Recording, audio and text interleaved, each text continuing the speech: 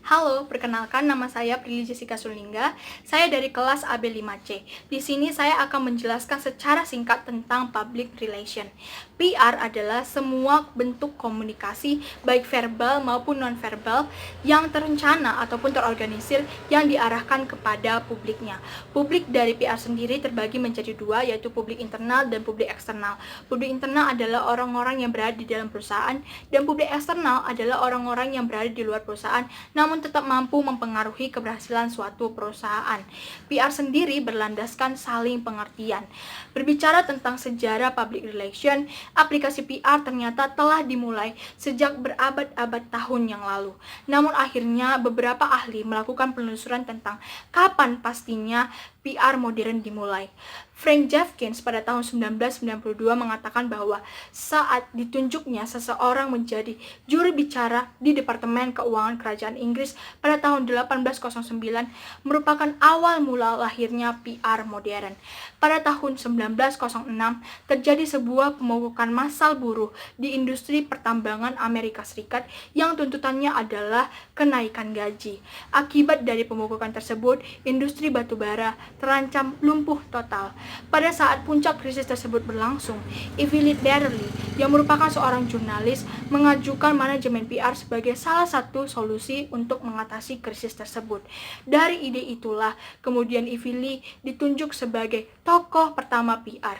Meskipun fungsi PR telah berlangsung 200 tahun sebelum Evelyn memunculkan idenya, namun tetap harus diakui bahwa fungsi-fungsi PR di kalangan swasta dan munculnya bisnis konsultasi PR terlebih dahulu dimulai di Amerika Serikat, bukan Inggris. Di Indonesia sendiri, fungsi PR mulai diterapkan sekitar tahun 1950-an oleh Pertamina.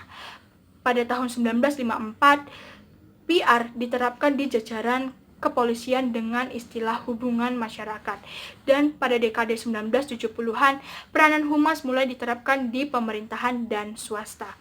Perbedaan PR dengan marketing, sales, dan advertising, PR berperan untuk membentuk citra positif di mata publiknya. Oleh karena itu, PR akan membagikan informasi yang berhubungan dengan perusahaan, bukan hanya sekedar pemasaran. Sedangkan marketing lebih mengarah kepada strategi memasuki pasar berhubungan dengan 4P ataupun 7P. Sedangkan advertising lebih mengarah membagikan informasi yang persuasif, seperti melakukan periklanan melalui media cetak ataupun media elektronik. Sedangkan sales masih dengan membagikan informasi yang persuasif, namun lebih mengarah kepada jangka pendek, seperti melakukan promosi, contohnya diskon ataupun pemotongan harga.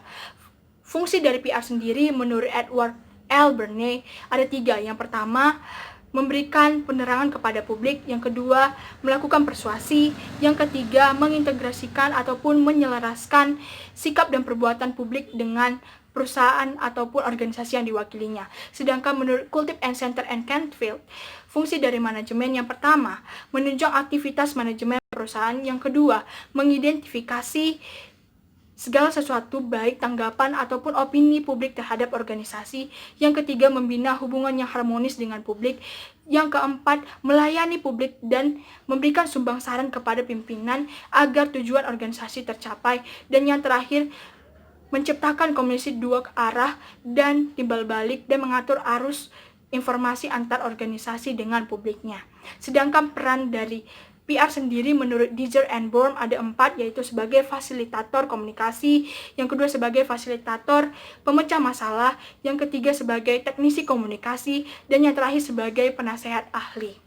Untuk menjadi PR bagi diri saya sendiri, khususnya saya, ada beberapa hal yang harus dimiliki, seperti memiliki wawasan ataupun pengetahuan yang luas. Yang kedua, saya harus berintegritas, saya juga harus perfeksionis. Selain itu, saya juga harus memiliki komunikasi yang baik karena saya akan berhadapan dengan banyak orang.